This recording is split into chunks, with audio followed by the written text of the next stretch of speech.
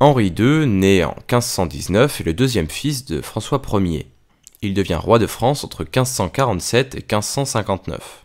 Entre 1526 et 1530, il est alors l'otage de Charles Quint. C'est à cette époque que naîtra une haine viscérale d'Henri II envers l'empereur. Il gardera notamment des séquelles psychologiques. En effet, Henri II sera hypocondriaque. En 1533, il épouse Catherine de Médicis, fille de Laurent II de Médicis. À l'époque, ce mariage permet à la France d'acquérir un soutien financier, puisque les Médicis sont une famille très riche. En 1548, il connaîtra son premier conflit en tant que roi de France. À l'époque, le royaume d'Angleterre s'offusque de la réception à la cour de Mary Stuart, reine d'Écosse. En effet, cette dernière doit épouser le dauphin François. Mary Stuart est la fille de Marie de Guise. En 1552, Henri II prend le contrôle de Cambrai, Verdun, Toul et Metz.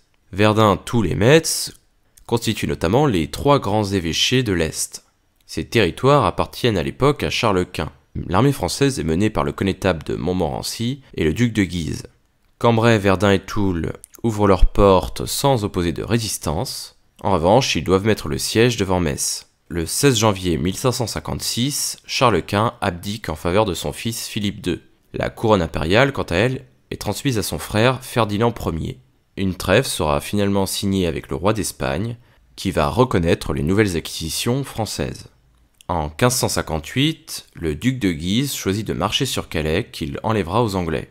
Le 3 juin 1559, lors d'une joute, Henri II combat Gabriel de Montmorency, capitaine de sa garde écossaise.